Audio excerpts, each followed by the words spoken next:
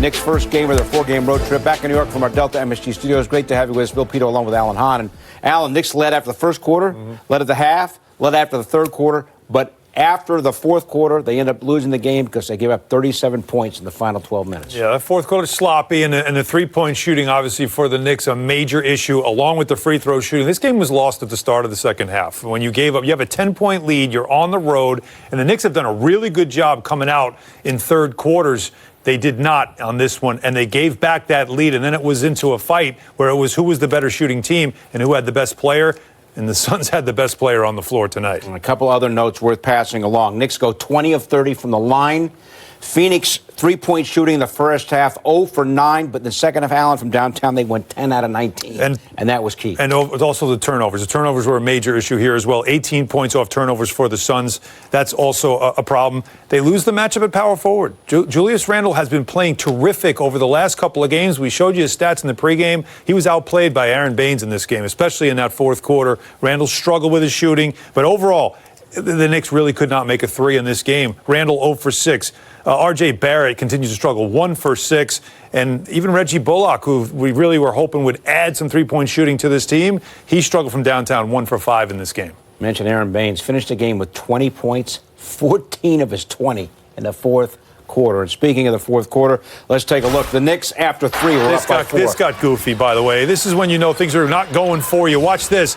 That's good defense. He throws it up to get a foul, and it goes in off the backboard. Rubio, some luck there. How about this one? Robinson, great play. Right into Rubio's hands. Drills a 3. Like, that's when you know, okay, it's not. He only had 9 points. It's not going our way. It starts to turn right there, but Marcus Morris said, no, I got you, and he knocks down to 3, and so the Knicks still have a 1-point lead now, and there's half a quarter left to go. Big boy move here from Booker. He only took 5 threes in this game. He did all his work from 2, and that was tremendous. Now watch this play. Calling ticky-tack fouls all game, but don't call that. And then, hand on the hip, Portis doesn't get back. Baines hustling, turning point of the game for sure. And then, of course, the Suns just got hot from outside. 6 of 14 from downtown in that fourth quarter, I should say. And Oubre knocks that one down, and the Knicks just couldn't keep up with the score. We said this early, or in the pregame.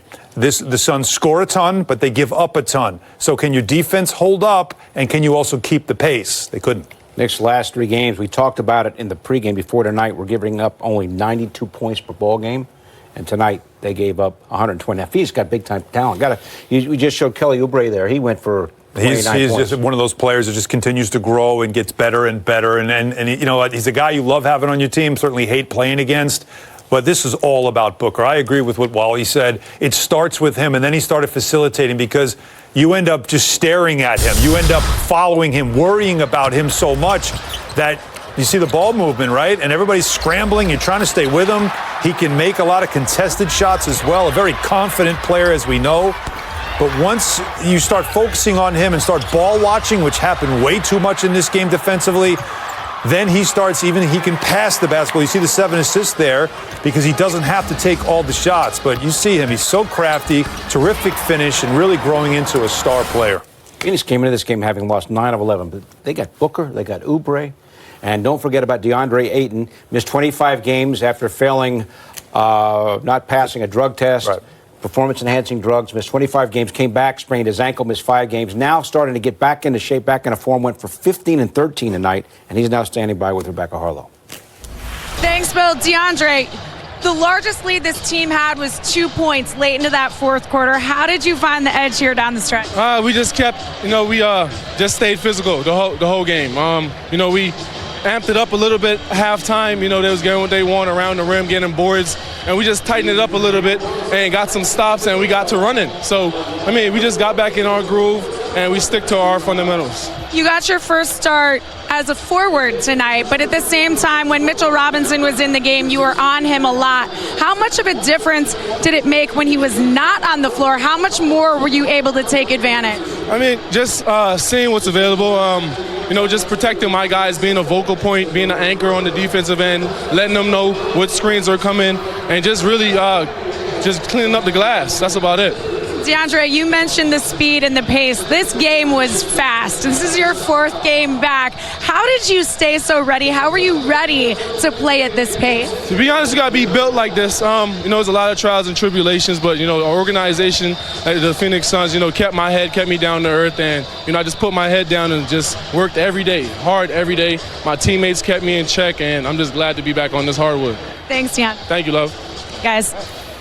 Rebecca, thanks. All right. Biggest lead for the Knicks was 11. Biggest lead for the Suns, 8. Total lead changes in the game, 26. It was a tight game, basically, from start to finish. Yeah, and like I said, the Knicks had that lead at halftime, a 10-point lead on the road halftime. You want to come out in that second half and kind of continue to keep the pressure on the home team. You heard what he said. They knew they had to get tougher around the rim. The Knicks had a 13-point advantage on the boards in the first half, and they closed that to 4 by the end of this game. So the Knicks certainly wanted to keep doing what they were doing in the first half, but they didn't answer what the Suns brought, especially obviously from downtown. All right, so he touched on Julius Randle struggling, but Marcus Morris had another excellent game with 25 points. Yeah, and he's been a guy, too. He's been a slow starter. He's been somebody that you were seeing early in games. He's not making shots, but he stays with it because he's very confident and becomes very reliable. That third quarter, Bill, as I talked about, that could have gotten away from the Knicks. The 10-0 run to start that half to tie the game. It was 20-9 at one point, and Morris kept his cool, and he kept his team in it. And the Knicks were able to actually take that 4-point lead going into the fourth quarter, mainly because he plays at his pace. You don't see him get rattled, especially when he misses a few shots. You don't see him start to force anything. He plays in his own comfort zone. He's a pro. He's a vet, and you can rely on him. Slow starter, but you always stay with him because you know he's going to eventually catch on. All right, Elfrid Payton able to start, was away from the team for the birth of his daughter, missed a shoot-around, got to Phoenix in time, had a pretty good game with 15 points, 6 assists, but had some problems at the line, 6 out of 10. The whole team Elfrid did. Payton, yeah. The whole team did. So that's some of the keys as the Knicks lose their first game of this 4-game road trip. Got the Clippers on Sunday, Lakers Tuesday, Utah Wednesday. Mike Miller's post-game comments